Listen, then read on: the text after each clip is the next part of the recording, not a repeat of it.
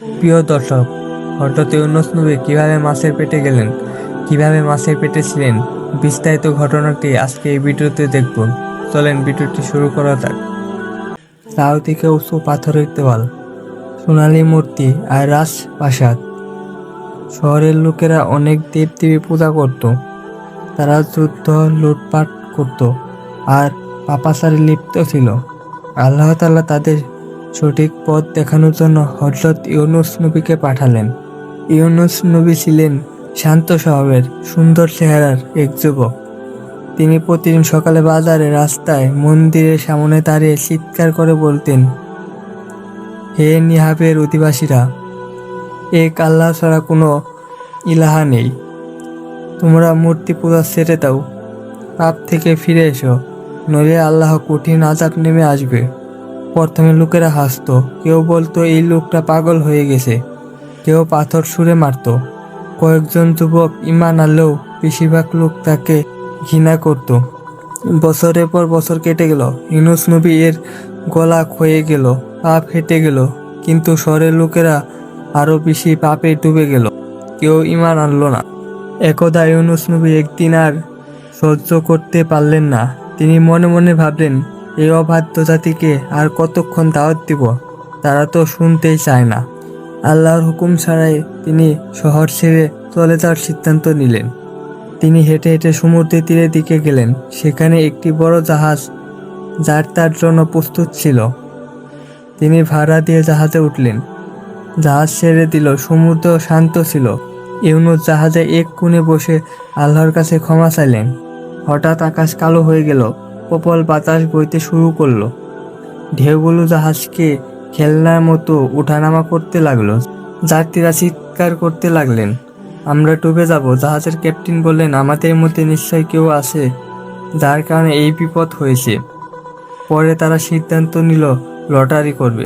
লটারিতে যার নাম উঠবে তাকে সমুদ্রে ফেলে দিবে। সবাই এই কথায় রাজি হলো।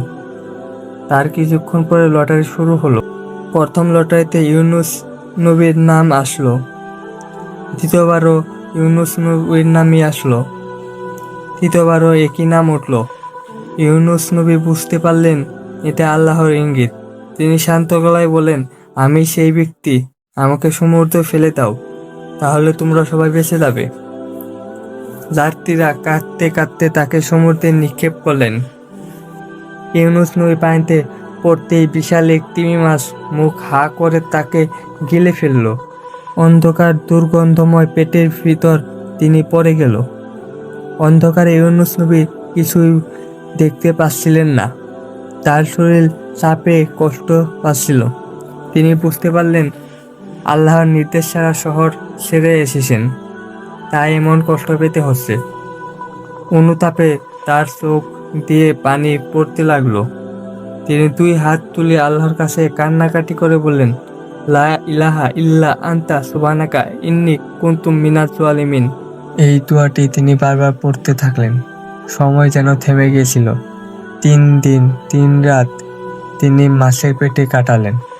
ক্ষুধা, তৃষ্ণা, ভয়, অনুতাপ সব মিলিয়ে তার অবস্থা ছিল অকল্পনীয়। কিন্তু তার দোয়া আল্লাহর কাছে পৌঁছে গিয়েছিল। তৃতীয় দিন আল্লাহ তাআলা মাছকে নির্দেশ দিলেন, ইউনূসকে ক্ষতি না করে সমুদ্রের তীরে ফেলে দাও। মাছ তীরের কাছে এসে ইউনূস নবীকে উৎগীরণ করে দিলেন। তিনি একদম দুর্বল, শরীরে কোনো শক্তি নেই। তিনি বালুর উপর পড়ে রইলেন। আল্লাহ তাআলা তখন একটি ছোট লাউ বীজ পাঠালেন। আল্লাহ তাআলা কুদরতে সেই বীজ থেকে গাছ তৈরি হলো, বড় বড় পাতা হয়ে ছায়া তৈরি করলো, লাউ ফলও ধরলো। ইউনূস নবী সেই ছায়ার নিচে বিশ্রাম নিলেন এবং ধীরে ধীরে সুস্থ হয়ে উঠলেন। প্রতিদিন তিনি আল্লাহর শুকরিয়া আদায় করতেন। সুস্থ হয়ে ইউনূস নবী আবার নিনাবের দিকে রওনা হলেন। পথে তিনি শুনলেন শহরের লোকেরা তার অন্তর্ধাপের পর থেকে ভয়ে আছেন। তিনি শহরের কাছে পৌঁছে আবার দাওয়াত দিতে শুরু করলেন, হে নিহাবের মানুষ, আমি আল্লাহর নবী। তোমরা যদি তওবা না করো তাহলে 3 দিনের মধ্যে ভয়ানক আযাব নেমে আসবে। এবার লোকেরা ভয় পেল।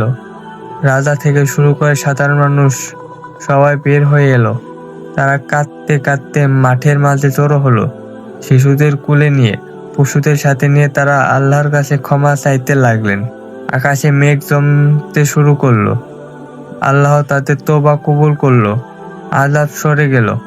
নিয়াবে শহরের হাজার হাজার মানুষ ইসলাম গ্রহণ করলো। ইউনূস নবী বাকি জীবনে সেই জাতির মাঝে মিলেমিশে থেকে তাদেরকে সঠিক পথ দেখিয়েছিলেন। তিনি মারা গেলে তাকে সম্মানের সাথে দাফন করা হয়। প্রিয় ভাই ও বোনেরা, ইউনূস নবী এর ঘটনা থেকে আমরা শিখি, বিপদে ধৈর্য ধারণ করতে হবে। খারাপ কাজ করলে তওবা করে ভালো পথে ফিরে আসতে হবে। আল্লাহর রহমত এবং আশা সবসময় করুন। কোনো সময় খারাপ কাজ করলে তওবা করুন এবং আল্লাহর পথে ফিরে আসুন, তাহলে আল্লাহ ক্ষমা করে দেবেন। ভিডিও ভালো লাগলে লাইক করুন, শেয়ার করুন আর নতুন নতুন ভিডিও পাওয়ার জন্য চ্যানেলটি সাবস্ক্রাইব করে পাশে থাকুন।